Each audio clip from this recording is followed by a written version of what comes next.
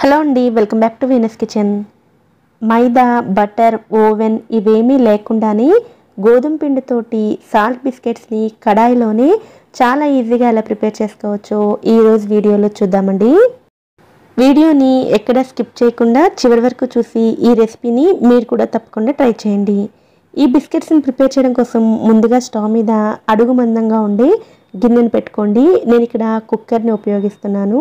ఇందులోనే ఒక స్టాండ్ని కానీ బౌల్ని కానీ పెట్టుకుని మూత పెట్టుకుని మీడియం ఫ్లేమ్లో 10 నిమిషాల పాటు ప్రీహీట్ చేసుకోవాలి.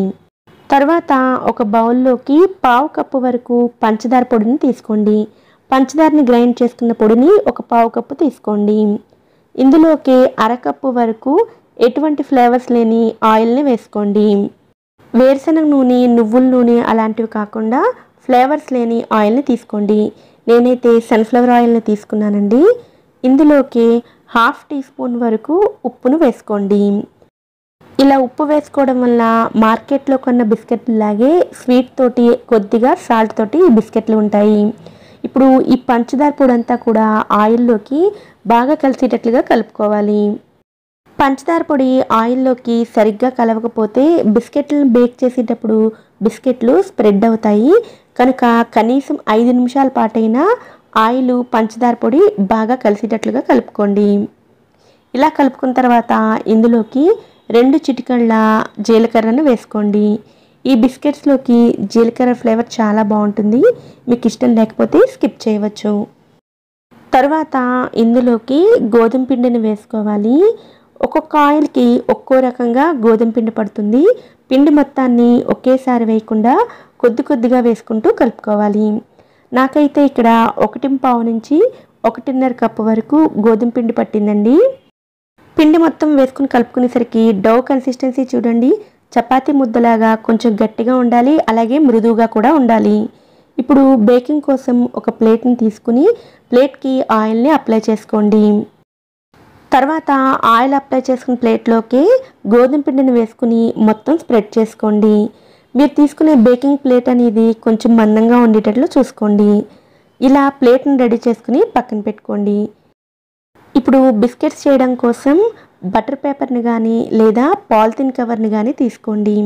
రెడీ చేసుకున్న పిండి ముద్దను కవర్ మీద ఉంచుకుని కొద్దిగా స్ప్రెడ్ చేసుకోండి. ఇలా కొద్దిగా స్ప్రెడ్ చేసుకున్న తర్వాత మళ్ళీ పైన కవర్ని వేసుకుని చపాతీ కర్రతోటి వీలైనంత పల్చగా రోల్ చేసుకోండి. ఈ బిస్కెట్ని మందంగా చేసినట్లయితే బేక్ అవ్వడానికి ఎక్కువ టైం పడుతుందండి. వీటిని పల్చగానే చేసుకోవాలి. అలాగే రోల్ చేసుకునేటప్పుడు ఒకవైపు మందంగా ఒకవైపు పల్చగా కాకుండా మొత్తం అంతా సమానంగా ఉండేటట్లుగా రోల్ చేసుకోండి. నేనైతే ఒక 1/2 ఇంచు మందంలోకి ఇలా రోల్ చేసుకున్నాను. ఇలా మొత్తం రోల్ చేసుకున్న తర్వాత ఇదే విధంగా బిస్కెట్స్ని ప్రిపేర్ చేసుకోవచ్చు, లేదంటే పైన డిజైన్ కూడా ఇచ్చుకోవచ్చు. నేనైతే ఫోర్క్ తోటి ఇలా డిజైన్ వేస్తున్నానండి. ఇలా మొత్తం అంతా కూడా ఫోర్క్ తోటి లైన్స్ వేసుకున్న తర్వాత రౌండ్ షేప్లో ఉండి ఎటువంటి అంచులు లేని గ్లాస్ని కానీ బౌల్ని కానీ తీసుకుని ఇలా బిస్కెట్స్ని కట్ చేసుకోవాలి. ఈ బిస్కెట్స్ని ఆయిల్తో ప్రిపేర్ చేస్తున్నాం కదండి. ఆయిల్తో ప్రిపేర్ చేసే బిస్కెట్లు అయితే 10 రోజుల వరకు నిలవ ఉంటాయి. అలాగే నెయ్యి, బటర్ని కానీ ఉపయోగించినట్లయితే నెల రోజుల వరకు కూడా నిలవ ఉంటాయి. మొత్తం బిస్కెట్స్ని రెడీ చేసుకున్న తర్వాత ఎక్స్ట్రా పిండిని తీసేసి రెడీ చేసుకున్న బిస్కెట్స్ని ఇలా గరిటెతోటి తీసుకోవాలి. ఇక్కడ మీరు క్లియర్గా చూడొచ్చు, బిస్కెట్స్ని ఈ మందంలోకి రోల్ చేసుకుని తీసుకోవచ్చు. ఇలా రెడీ చేసుకున్న ఈ బిస్కెట్స్ని ముందుగా రెడీ చేసుకున్న ప్లేట్లోకి వేసుకోవాలి.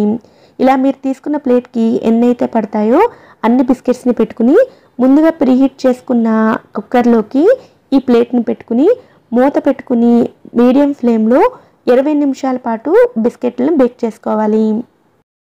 మొదటి బ్యాచ్లో చేసే బిస్కెట్లకి 20 నిమిషాల దాకా టైం పడుతుందండి. రెండో బ్యాచ్ నుండి కుక్కర్ బాగా వేడిగా ఉంటుంది కాబట్టి 10 నిమిషాల్లోనే బిస్కెట్లు రెడీ అయిపోతాయి. ఇదే బిస్కెట్స్ని మీరు ఓవెన్లో ప్రిపేర్ చేయాలనుకుంటే 180 డిగ్రీస్ దగ్గర 10 నిమిషాల పాటు ముందు ప్రీహీట్ చేసుకుని తర్వాత అదే 180 డిగ్రీస్ దగ్గర 15 నిమిషాల పాటు బేక్ చేసుకోవాలి. ఈ బిస్కెట్స్ని బేక్ చేసిన వెంటనే చూసినట్లయితే సాఫ్ట్గా కనిపిస్తాయి. ఎలా అయితే చల్లారుతాయో అదే విధంగా క్రిస్పీగా తయారవుతాయి. నేను చూపించిన క్వాంటిటీస్ తోటి ఈ సైజ్ బిస్కెట్స్ను 22 వరకు ప్రిపేర్ చేసుకోవచ్చు. అలాగే ఇందాక చెప్పినట్లుగా ఆయిల్తో ప్రిపేర్ చేసిన ఈ బిస్కెట్స్ను 8గా ఉండే కంటైనర్లో స్టోర్ చేసుకున్నట్లయితే 10 రోజుల వరకు నిలవ ఉంటాయి. నెయ్యి బటర్ని ఉపయోగించినట్లయితే నెల రోజుల వరకు నిలవ ఉంటాయి.